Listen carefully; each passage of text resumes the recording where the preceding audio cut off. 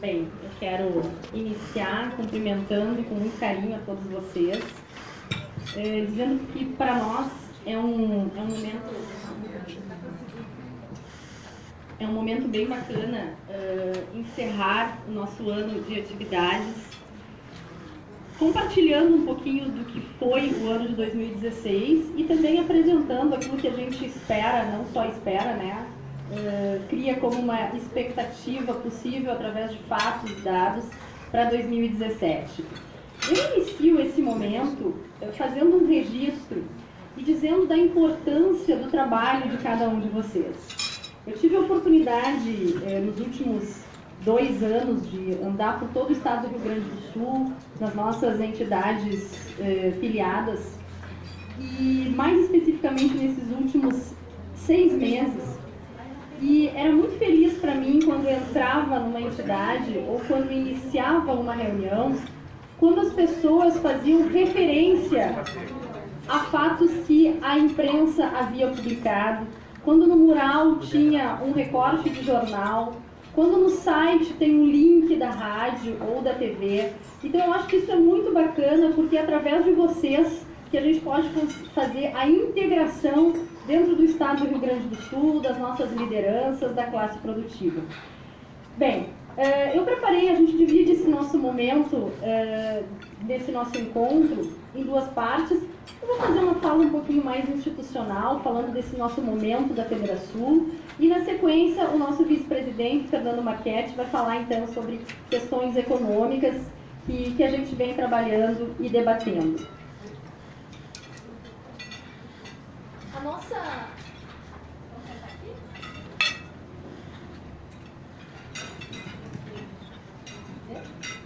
Oi. Agora sim? Deu certinho. Legal. Eu queria...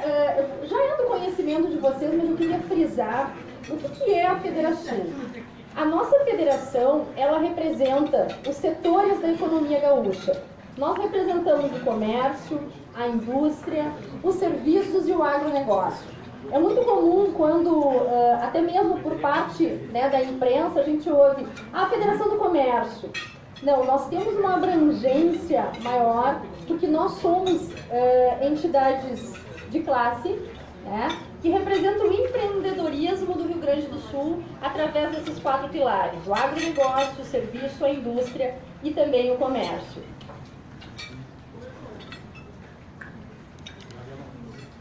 Passa para mim? Não, está passando. Nós somos hoje 219 entidades filiadas e estamos divididas em 24 regiões. Então nós temos entidades e a nossa capilaridade ela é muito ampla e muito bacana, o que nos dá a possibilidade de comunicar com todo o estado do Rio Grande do Sul. Então em todas as cidades, né, a gente tem uma ponta do nosso trabalho, porque muitas delas reúnem 4 ou 5 municípios, né, em função do seu tamanho. Não precisamos ir muito longe. Por exemplo, Novo Hamburgo inclui Campo Bom, Estância Velha, Ivoti e Dois Irmãos, a mesma entidade. Então a nossa capilaridade ela é muito grande, e o que nos diferencia, né, dentro desse aspecto das demais federações é justamente essa possibilidade de uma participação espontânea, onde todos os empreendedores, os empresários, eles buscam de forma espontânea estar ligados a uma associação no seu município, não é compulsório, né? E isso nos faz ter uma independência de posicionamento. Nós não fazemos parte do sistema S, né? O que é um ponto de dificuldade é a questão financeira, porque nós temos a nossa sustentabilidade através de produtos, de serviços, das contribuições associativas e também da busca, né, de patrocínios através dos nossos projetos que são apresentados. Então, essa é a parte mais difícil da Federação, mas também é aquela que nos desafia e principalmente que nos permite ter uma independência de posicionamento. Nós falamos de acordo com a convicção da classe produtiva do Rio Grande do Sul. Pode passar, por favor?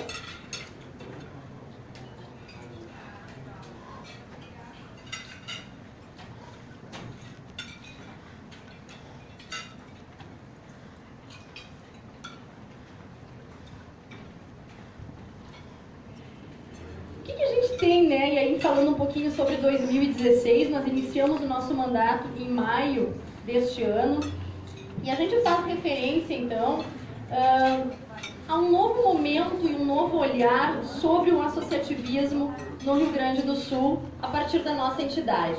Vejam que foi a primeira vez que nós tivemos uma eleição na Federação. Depois de 88 anos, é a primeira vez que duas chapas foram formadas e onde, então, os nossos conselheiros tiveram oportunidade ou outra.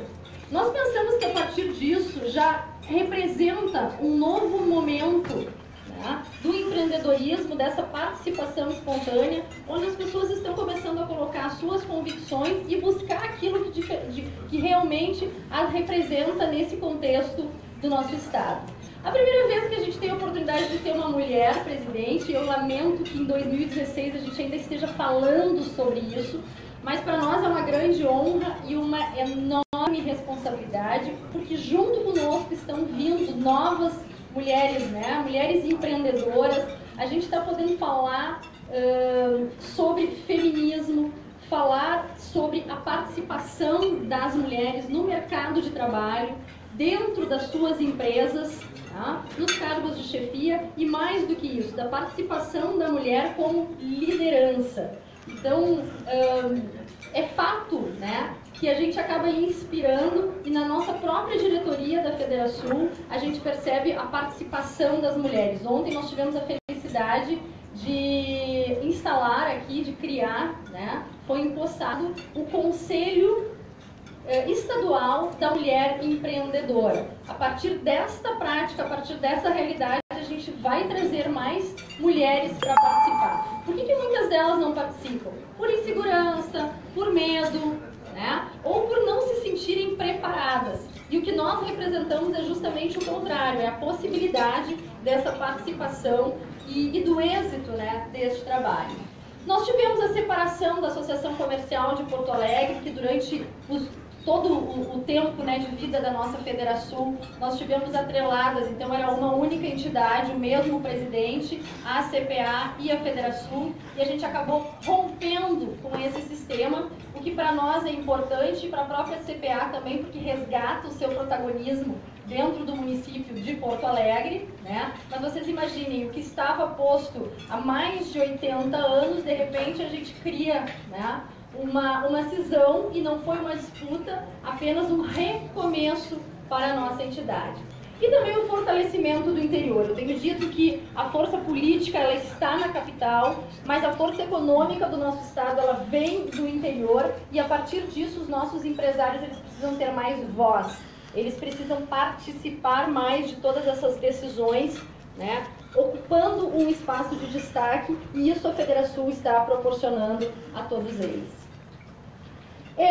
Também está no material de vocês o resumo, né, do que é essa nossa gestão, esse nosso olhar sobre o momento que nós estamos vivendo, buscando justamente resgatar o pertencimento da classe produtiva. Quando a gente fala em classe produtiva, a gente fala de trabalhadores e fala de empresários, porque também se tem esse péssimo hábito aqui no Rio Grande do Sul de granalizar tudo. Então é trabalhador para um lado, empresário para o outro, né? E a gente busca justamente a atitude e iniciativas que nós estamos desempenhando aí nesses últimos 6 meses, ou nos primeiros 6 meses. O que fica muito claro é a nossa iniciativa em buscar a integração de todas as federações do Rio Grande do Sul. Nós decidimos ser uma pequena parte de um grande projeto, ao invés de donos de uma ideia que não se realiza. Também é muito cultural no nosso estado o protagonismo. Se eu não apareço na foto, não conte comigo para trabalhar. Eu acho que a gente está mudando, está invertendo essa lógica no sentido de fazer essa integração, de buscar essa união pelo mesmo propósito, pelo bem comum, não só da classe produtiva, mas do estado como um todo. A Federação, né, os nossos princípios, os valores, eu acho que isso serve mais também para que vocês tenham um norte, enfim, nessa definição do que é a nossa entidade. Isso é o que tem nos motivado a cada dia dar um novo passo em direção ao Brasil e ao Rio Grande do Sul que queremos. O nosso silêncio e a nossa omissão, Né? O silêncio e a omissão da classe produtiva geraram a maior crise que nós já vivemos. Cada dia que passa eu tenho mais convicção disso. Nós vivemos uma crise ética, uma crise moral, uma crise política que teve a pior consequência, que foi uma crise econômica. E isso tudo se deu porque nós ficávamos atrás da mesa, atrás do balcão, preocupados apenas com o nosso negócio. Mas o nosso negócio está inserido numa comunidade, está inserido num estado, está inserido no nosso país. E nós não podemos deixar de lado essas questões que são tão importantes também. Nós temos um baixo engajamento, essa é a constatação que se tem, né? A sociedade gaúcha, ela não é engajada. A gente tem as corporações, e agora a gente tem percebido isso, né, no dia a dia, e vocês mais do que nunca também. E quando a gente fala da sociedade de forma geral, essa é a figura que nos vive, um baixo engajamento. E aí a gente percebe, né, que olha para os lados, lê o jornal, ouve o rádio, assiste a TV, e a gente só ouve falar de corrupção, de falta de ética, de falta de moralidade nessas questões públicas, até mesmo privadas. Os grandes empresários sujaram as suas mãos. Tem o corrupto, tem o corruptor, e é isso que está sendo, né, noticiado a cada dia. E aí a gente percebe que existem bons exemplos e milhares de entidades de classe que servem como verdadeiros refúgios de moralidade. Não dá para colocar todo político na mesma cesta, nem todo empresário, todo empreendedor também na mesma cesta. E o que nos traz, então, para trabalhar de forma coletiva, buscando, né, estar com aquele registro da mesma base de valores, são as nossas entidades de classe que servem como verdadeiros refúgios de moralidade diante deste cenário em que nós estamos inseridos. É bacana que se diz também que na Federação, né, todos trabalham de forma voluntária, né? Todos têm a opção de se associar, têm a opção de se filiar e também têm a opção de trabalhar em prol dos mesmos objetivos, mas sempre de forma voluntária. A gente brincava dizendo, não, a gente não ganha nada para trabalhar na federação, na realidade a gente paga para trabalhar, porque paga o combustível, paga a alimentação, enfim. Então as pessoas que se deslocam, ontem que a gente teve a oportunidade de ter mais de 100 líderes, presidentes de ACIs aqui, todos eles vieram por conta própria, vieram na noite anterior para poder estar aqui na manhã de terça-feira. Isso tudo é algo que nos motiva muito mais, porque eles estão por acreditar na causa. E aí a gente cria, né, a partir de todo esse ambiente que estamos inseridos e a partir dessa crise que estamos vivenciando, um movimento que nós chamamos de movimento empresarial. O que é um movimento empresarial que está sendo capitaneado pelo Rodrigo Costa, nosso vice-presidente de integração, percorrendo todo o estado do Rio Grande do Sul e tendo a adesão em massa da classe produtiva? É justamente um movimento social que visa uma mudança cultural a partir do protagonismo da classe produtiva, criando um ambiente melhor para quem trabalha, para quem produz, possibilitando a reversão da crise ética, moral, econômica e social. Então esse engajamento, né, com essa possibilidade de mudar a cultura, principalmente a cultura dos nossos gaúchos. E o movimento empresarial com a estratégia de colocar as pessoas certas nos lugares certos, articuladas entre si com um norte definido. E aí a gente fala justamente da própria possibilidade de participação política. Vejam vocês que a gente está incentivando os nossos empreendedores, as nossas lideranças, a participar do conselho da sua cidade, a acompanhar ativamente as atividades do executivo, do legislativo, a vir se engajar conosco nas nossas campanhas e no nosso dia a dia aqui junto ao governo do estado, à Assembleia Legislativa. Então é uma busca por protagonismo, é um sair de trás da mesa, um sair de trás da cadeira, arregaçar as mangas e participar. A Federação, então, já me encaminho, né, para esse nosso encerramento da primeira parte. Estamos, a partir de hoje, vocês estão conhecendo o nosso selo dos 90 anos. O ano de 2017 vai ser muito importante para nós, justamente porque em 2016 a gente colocou a casa em ordem e aí a gente tem, né, um ressignificado para a Federação Então, estamos usando esse Ressignificando a Federação, um renascer aos 90 anos.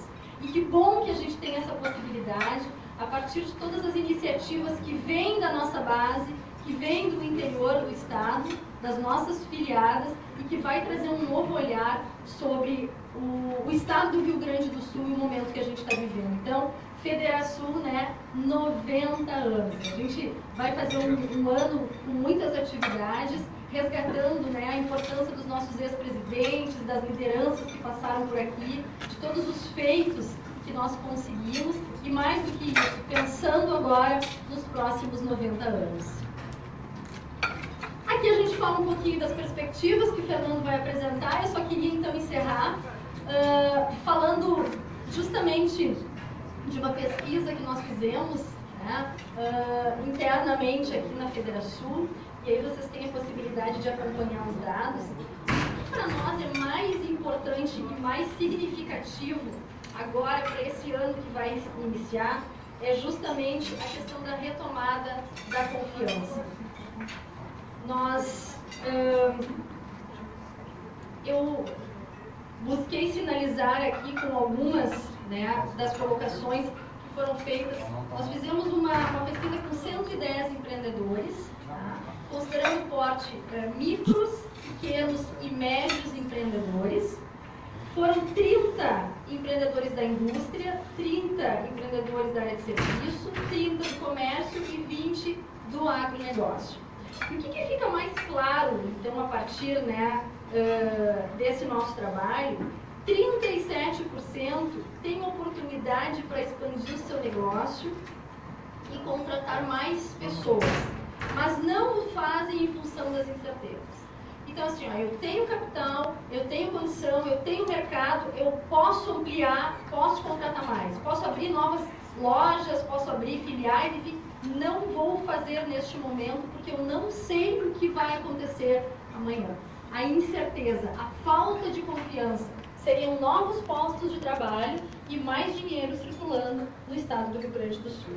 60% desses reduziu o quadro de pessoal no primeiro semestre de 2016. E a expectativa é de que manterá a mesma equipe no início de 2017. Então, vejam, 60% não tem intenção de fazer demissões. A gente consegue ter uma estabilidade, então, dos postos de trabalho. 61% relaciona a crise à situação do Estado e ao parcelamento do salário dos funcionários públicos. Acho que isso também é muito simbólico para nós observarmos, né? Quando a gente percebe que o seguinte, tem uma crise nacional? Tem, mas a crise do Estado do Rio Grande do Sul, ela acaba sendo ainda mais séria e relaciona os seus problemas com os problemas financeiros do Estado do Rio Grande do Sul.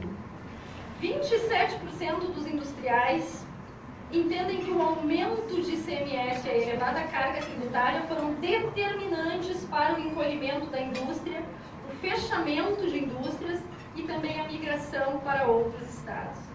Dos 30, gente, que nós entrevistamos, 10%, 3 estão buscando alternativas fora do Rio Grande do Sul. E aí a gente começa a se dar conta, não são só as grandes empresas que estão saindo, estão migrando para empreender em outro estado. As médias e pequenas empresas, 2 são médias empresas, 1 é pequena empresa, está buscando alternativas para sair do Rio Grande do Sul em função do sufocamento da atividade produtiva, da carga tributária que aqui é colocada. 53% está buscando capital de giro para aumentar estoque. Então, 110 que nós estamos pesquisando, que nós pesquisamos, 53 está buscando capital de giro. 39 dizem não temos acesso a crédito. E isso tem sido um problema, o próprio Fernando vai colocar. Então, assim, ó, nessa questão, né, das instituições financeiras, se tivesse mais dinheiro circulando, mais crédito, a gente teria melhores possibilidades. E 26% dos comerciantes investiram menos em mercadorias para o final do ano em função do não pagamento do 13º salário dos servidores públicos. Então, de novo, a crise financeira do Estado do Rio Grande do Sul, né, uma própria crise política que se dá tem um reflexo econômico muito forte. E aí, então, para finalizar, a gente diz, né, que sobre o olhar da Federação, acreditamos que o foco de todas as iniciativas, tanto públicas quanto privadas, deveria ser o de melhorar o ambiente para quem empreende, resgatando a confiança de investidores, empreendedores e consumidores. Então, confiança é a palavra-chave para a gente iniciar o ano de 2017. Se a gente conseguir fazer um bom trabalho no âmbito privado e também no âmbito político, né, resgatando a confiança, as medidas agora do governo federal são importantes e para nós, como vocês, já é do conhecimento de vocês, nós estamos muito empenhados na aprovação do pacote que o governador Sartori encaminhou para a Assembleia, porque nós acreditamos no equilíbrio das contas públicas. Claro que não resolve por si só esse pacote, mas a aprovação da maioria das medidas ou de forma completa seria um grande alento, e a isso se traz novamente a confiança para quem empreende, para quem produz e principalmente para quem consome. Nós falávamos aqui antes na mesa, né, justamente que tem pessoas que têm estabilidade, que estão recebendo seu salário em dia, funcionários de instituições financeiras, ou mesmo, né, empreendedores, enfim, que não estão vivenciando na sua casa, no seu dia a dia, uma crise, e eles mesmos estão se resguardando, dizendo, não vou comprar presente de Natal para toda a família, não vou trocar minha geladeira, não vou fazer investimentos por causa da crise, Então é algo que está muito forte, está enraizado hoje em nós, né, enquanto empreendedores, mas principalmente enquanto sociedade gaúcha. Então, obrigado, né, pela possibilidade da gente dividir esse momento. Para a Federação é um ano muito bacana, de muito trabalho, de muita superação, e o ano de 2017 é o ano dos 90 anos, um novo olhar sobre o associativismo, e mais do que nunca, a crise ela traz novas oportunidades. O que a gente tem visto é que a gente está trazendo para a participação, através do associativismo, os empreendedores, aqueles que justamente, né, têm a capacidade de gerar riqueza e fazer o círculo virtuoso da economia acontecer. Lembrando que não existe desenvolvimento social, não existe saúde, educação e segurança se não tivermos desenvolvimento econômico. Então é fundamental o trabalho que nós estamos desenvolvendo. Muito obrigada.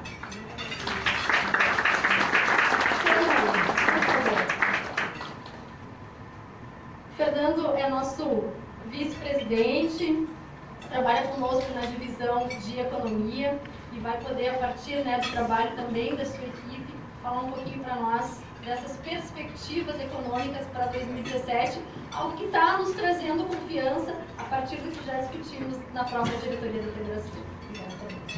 Obrigado, Simone. Só deixa eu testar aqui o equipamento. Vamos ver se funciona.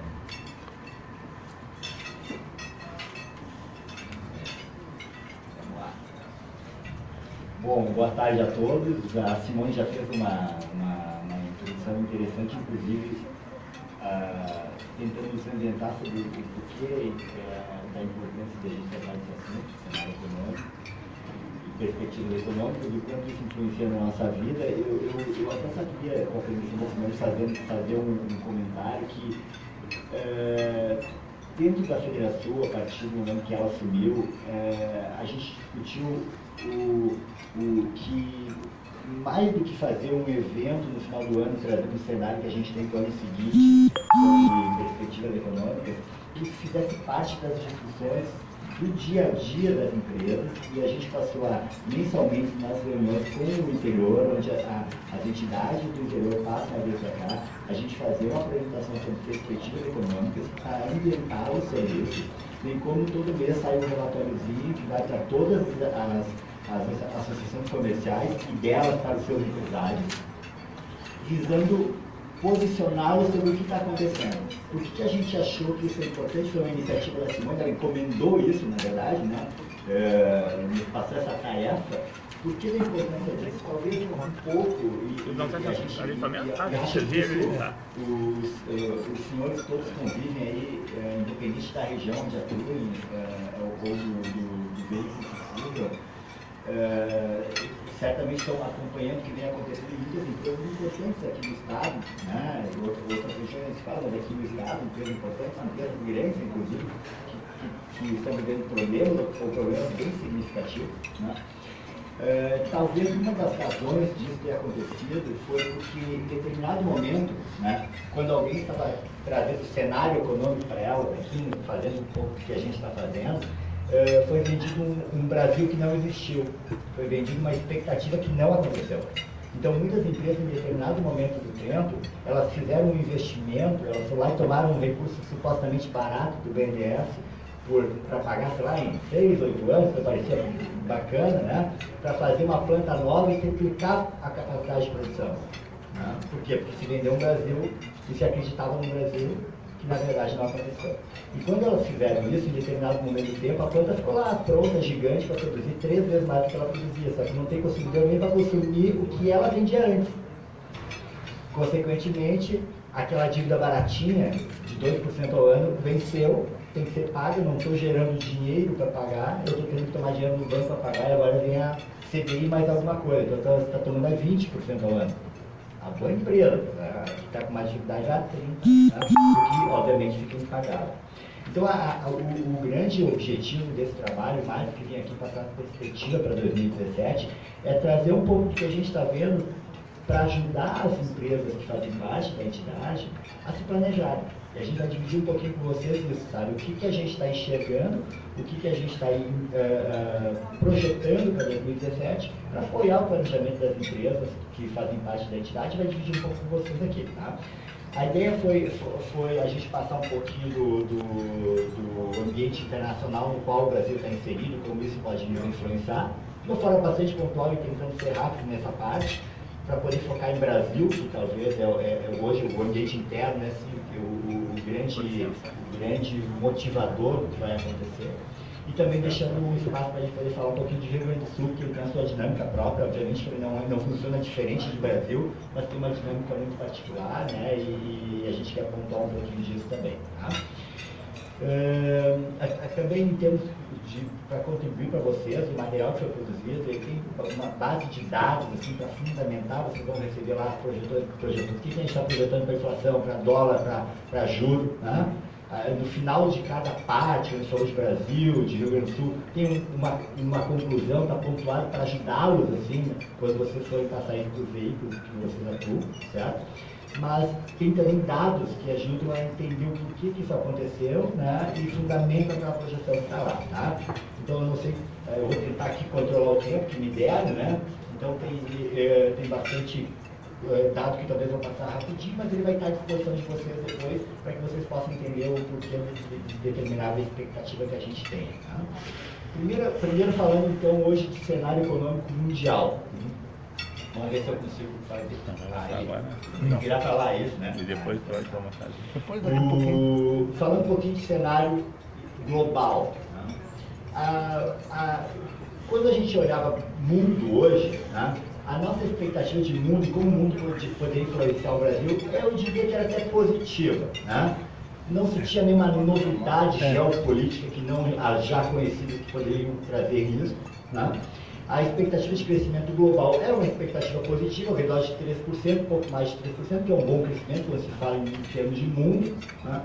E se olhando as principais economias, todas elas crescendo de um determinado tamanho, um pouquinho menos Europa, Japão, né? Mas China crescendo com uma certa estabilidade num patamar bom, ao redor de 6 e pouco, a gente vai ver aqui, e a economia americana também trazendo um bom nível de crescimento acima de 2%. Só que surgiu um fato novo nesse ambiente, que foi a eleição do Trump. Né? Hoje, né, a gente fez para ilustrar, a gente tentou fazer aqui um mapa de... Peraí, tem que aparecer. Aí. Um mapa de potenciais áreas de risco. Aqui tem por acaso, uma... Perfeito. Então, a gente tentou trazer aqui o mapa da onde podem vir os maiores riscos para essa projeção de bom cenário global. E esse bom cenário global, ele significa para a gente que vai ter comércio, quer dizer, vão comprar nossos produtos, o Brasil vai poder exportar os seus produtos, e vai ter dinheiro, que a gente chama de liquidez global, dinheiro fluindo para os países emergentes, que é um dinheiro que o Brasil precisa para se financiar daqui para frente. Então, isso é o que a gente vê de cenário. Da onde é que pode vir risco para esse cenário? Né? A gente está colocando que o maior risco realmente deve vir dos Estados Unidos. Se houver algum risco para esse cenário, de bom crescimento global, de comércio internacional, então podendo potencializar as vendas do Brasil, e o risco para que venha recursos de liquidez para cá, esse risco viria dos Estados Unidos. Obviamente, sempre a Europa é sempre algo que está monitorando, né? A China, claro, pela importância que ela tem no comércio internacional, é um dado bem relevante. Fique à vontade, esses dados vocês vão receber, tá, pessoal, essa apresentação aí, tá? E a China é um crescimento relevante, principalmente para o nosso fluxo de comércio, mas é exatamente dessa assunção do Trump que vem a maior dúvida agora, né? E por que dessa dúvida? Ele vem com um discurso, né, de implementar uma política monetária que pode vir a causar, que é expansionista, quer dizer, potencializando o crescimento lá, que poderia pressionar um pouco os índices de inflação regionais, que hoje estão bastante comportados nas principais economias do mundo, ao redor de 2%, podendo fazer com que a expectativa que hoje se tem do comportamento da taxa de juros americana, né, aqui já ontem confirmado, né, quando nós fizemos esse material de projeção, ontem já foi confirmado esse pequeno aumento da taxa de juros americana, né, hoje ela está em 0,75, né, podendo modificar essas curvas de juros aqui, em especial americana. Né. A estimativa que se tem é de que as curvas de juros nos próximos anos, desde que a gente está falando até 2021, permaneçam estáveis no que se refere à Europa e Japão, né, porém, já tinha uma elevação prevista no mercado da taxa de juros americana. O risco que se tem é que o Trump, dependendo da política dele, seja a política de comércio internacional, seja a política de expansão interna, possa pressionar esse nível de taxa de juros americana aqui, né? E ontem, um pouco do recado do Banco Central americano, para quem teve a oportunidade de acompanhar, foi de eventual elevação no patamar superior a isso, né? Já se projetou chegar perto disso no final de 2017, início de 2018. A gente está falando de 2021. Uma pressão em taxa de juros aqui poderia pressionar um pouco as taxas de juros no mundo, né? Um fluxo de recursos que estaria disponível para se investir em outros países, porque a taxa de juros lá está baixa, estaria voltando para os Estados Unidos, e com isso poderia ter uma pressão na nossa moeda. Depois a gente vai ver o efeito disso numa pressão de câmbio aqui no Brasil. Tá? Lá de fora, o maior risco é esse. Fora isso, a gente enxerga, né, a nossa realidade aqui com um caráter que a gente apelidou de otimismo cauteloso. O porquê otimismo cauteloso? Porque desde da troca de governo, né, da saída da Dilma e entrada do Temer, o ambiente melhorou um pouco, as expectativas melhoraram um pouco, tudo que a Simone salientou, né, da confiança ser importantíssima para o desenvolvimento econômico. A gente vai enxergar em dados aqui que isso se conseguiu medir, inclusive, né, isso sempre esperando algo que viesse a ser implementado pelo novo governo. A gente está vivendo esse momento.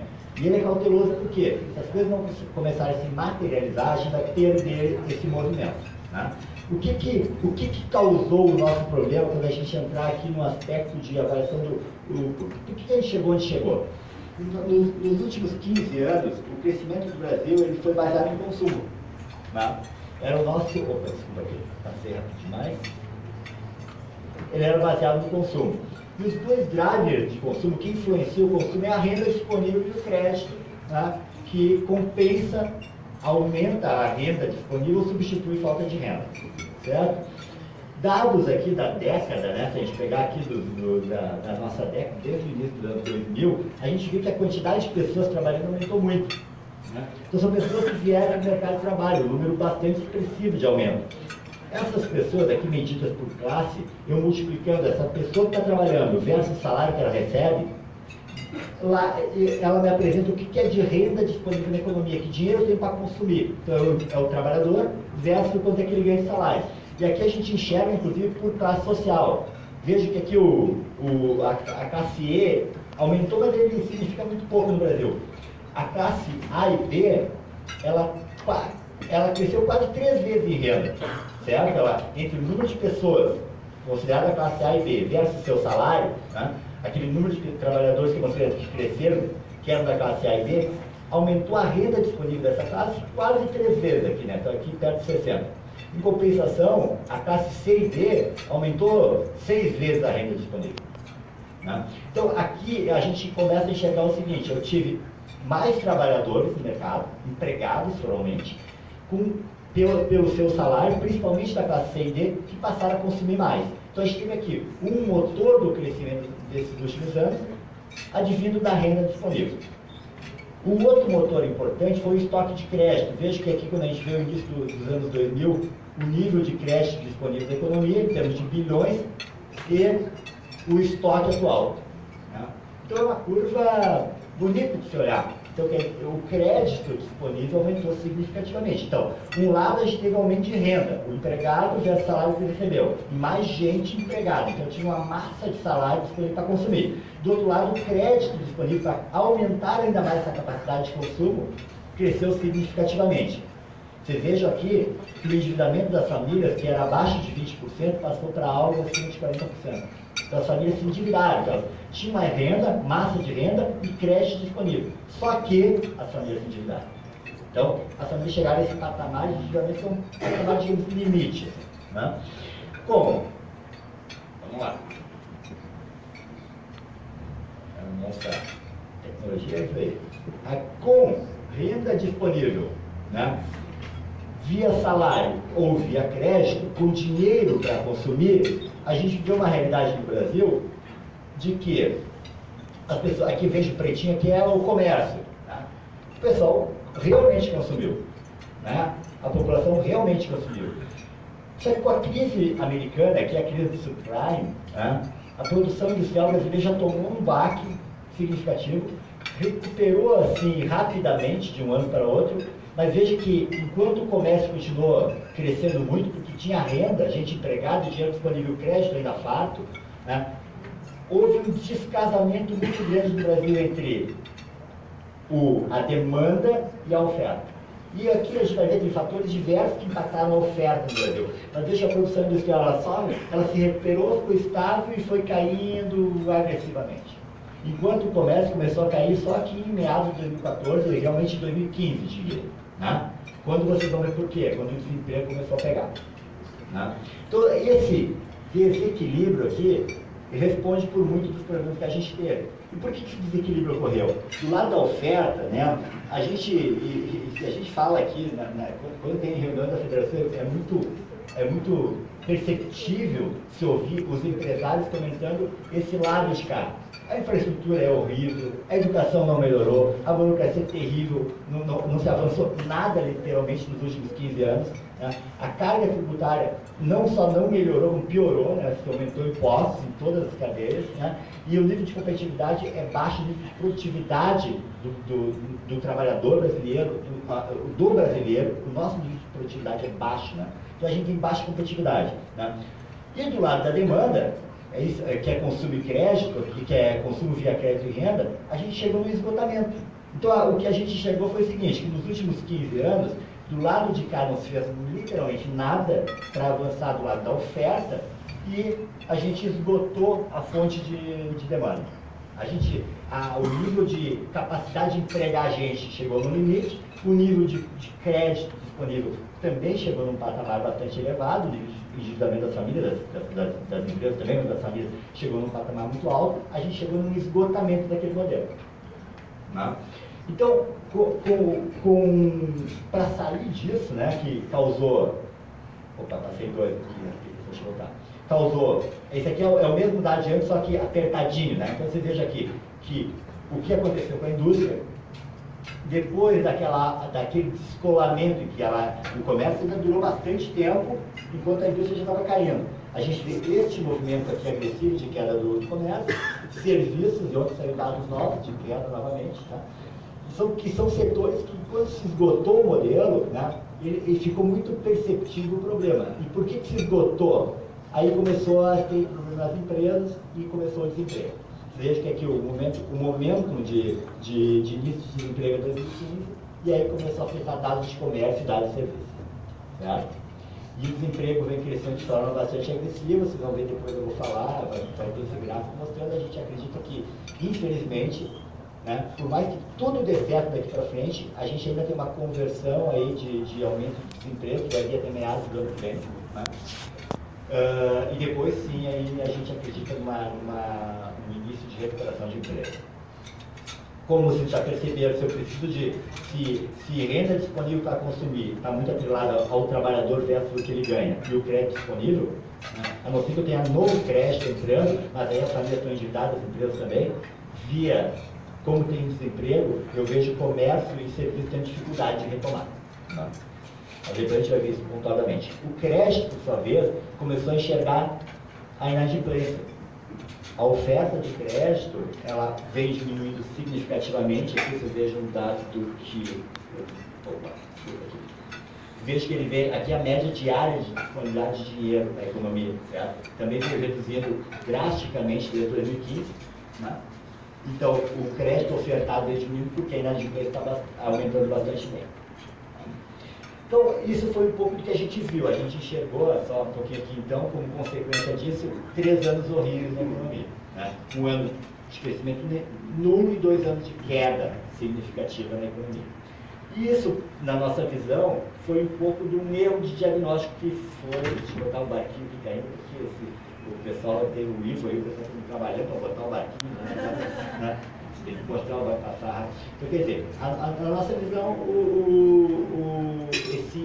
isso foi causado por erro de diagnóstico, né? Significativo. E esses erros de diagnóstico eles ocorreram tanto no campo de política monetária quanto no campo de política fiscal. O que é política? Política monetária, a gente fala assim, a taxa de juros da economia e o dinheiro que está disponível para se consumir. O que afeta isso? Política fiscal é os gastos, o que o país gasta, certo? O que ele consome, ele governo, ele Estado. Né? Então, a gente acha que houveram erros nos dois aqui. A gente bota, esse é o período mais crítico, onde ficou mais visível os erros, tá? Porque se potencializou o erro. Ele vem de antes, eu vou mostrar um gráfico para vocês para enxergar que o erro começou um pouco antes. Eu digo que o erro começou, é que o erro ficou sensível a partir de 2011, mas o erro começou para valer mesmo naquele período pós-crise dos Estados Unidos, quando se fez um movimento correto à época, né? Para evitar o impacto maior no Brasil. E daí se gostou do movimento, achou que é isso aqui que tem que continuar fazendo. Né? E daí se foi longe demais, e aí talvez se causou o problema de que se perdeu o controle da inflação, se aumentar a preocupação do risco que o país estava correndo, né? Aumentou o que chama de risco do país, e isso aí abalou a confiança por sua vez do crescimento. E a Simone está muito correta quando fala que se a gente não atacar a questão de confiança, realmente não há o que fazer, né? Ele é o driver para potencializar o resto, vocês vão entender em seguida o porquê. Tá? Então, esses dois erros causaram essa cadeia de problemas, tá? Que, vamos ver aqui quando começou, então. Vocês vejam que, tipicamente, os movimentos de taxa de juros, né, em um país que acredita, e aí também tinha um pouco disso, né? Talvez a equipe